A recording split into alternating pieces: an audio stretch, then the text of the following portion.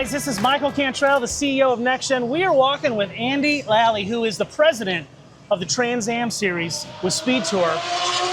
We're out at VIR today. We're getting ready for the big TA race this afternoon, Andy, and I thought we'd just take a walk and let you tell us a little bit about everything that is TA. Trans Am for me is one of the most exciting types of race cars on this planet. At nearly 900 horsepower, lightweight, big downforce. At some of these tracks, we're approaching 200 horsepower.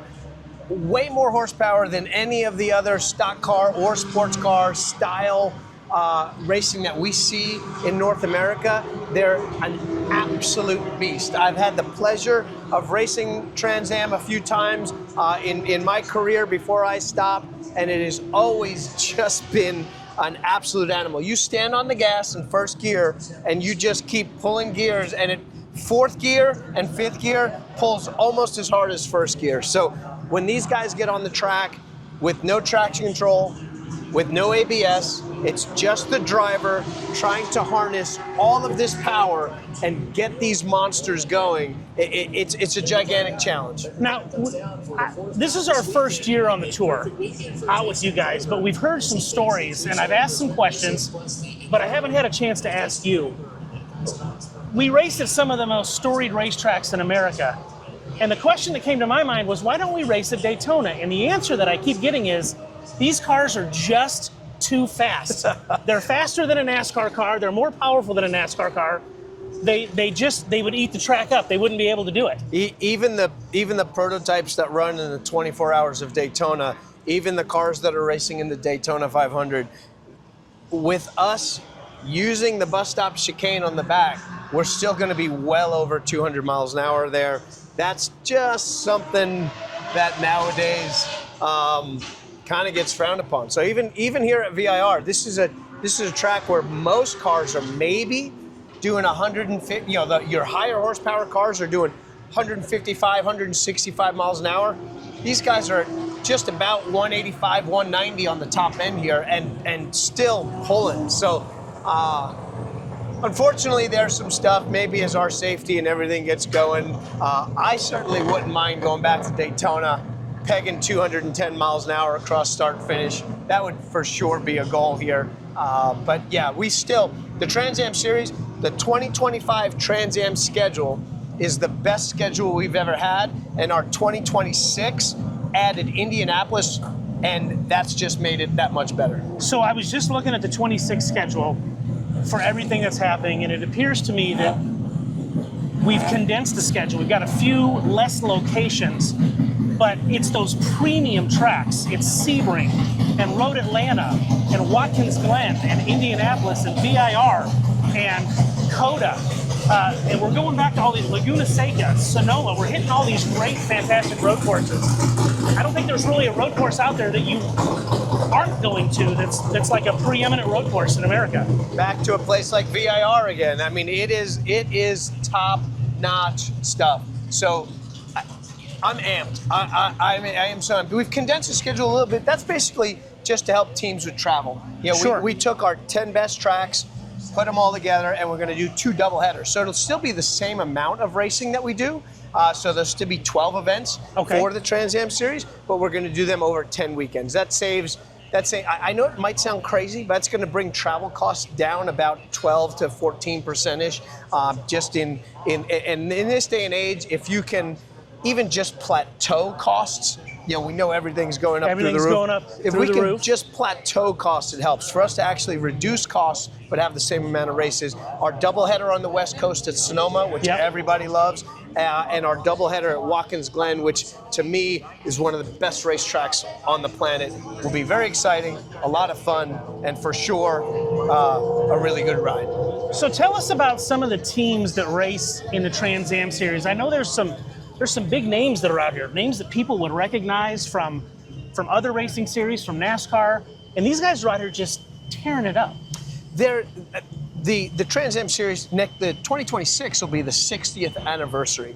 A lot of great names have come through here. This weekend. Does that make it the oldest racing series in America? continuously running? I believe it would be the oldest continuously running road racing series. Okay, gotcha. NASCAR's got a few years on us on the circle track stuff. Sure. But as far as the continuation of a road racing series, yeah, I think that's it. That's crazy. And on the 26th season, we're doing some double headers.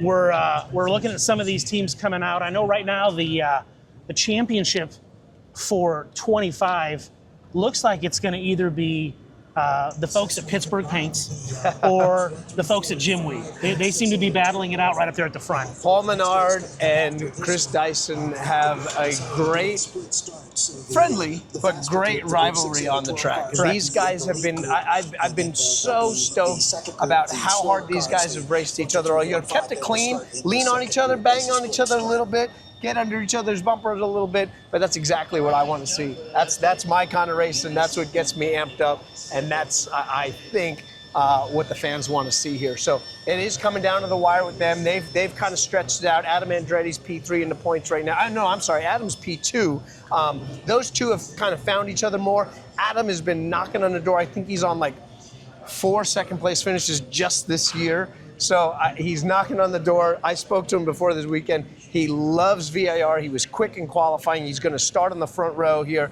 He wants to get into that win column this year, establish himself, as he has been for years, as a championship contender. And there's still races to go here. So he wants to come home with that crown and take that points lead away from Paul Menard, not let him win 2 in a row.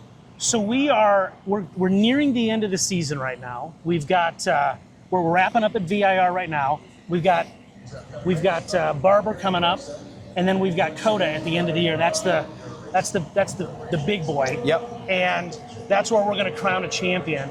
Then we take a couple months off and we come right back and hit it hard at Sebring with testing, and then the race at Sebring as we kick off the 26th season. What do fans have to look forward to as we make our way into the 26th season?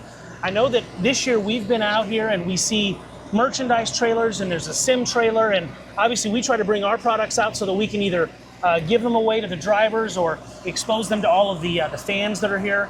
But I know that the town center's growing, and I know that the fan experience is getting better, and it's going to grow even more in 26. I can't give away too much right now, Okay. but the marketing adventure, as I'll call it, that Trans Am is about to go through is going to be incredible. I'm really excited about what we're going to push track to track, and then for our series as a whole here. So our town center, our fan experience in general is going to be, we're going to put an emphasis on that fan experience, bringing more people into the track, working with these tracks, working with our local towns that surround our communities and these events, to what we do to make sure that our drivers are seen more, our stands are packed, and our people are ready to go. I tell you what, Andy, thanks for taking a walk through the paddock with us. This has been fantastic. I know everybody that's watching is excited to see how we're going to end 25 and what 26 is going to look like. Thank you, sir. Thank you so much. And thank you, Next Gen, for being on board with us. This has been absolutely phenomenal, and looking forward to years to come. Wonderful.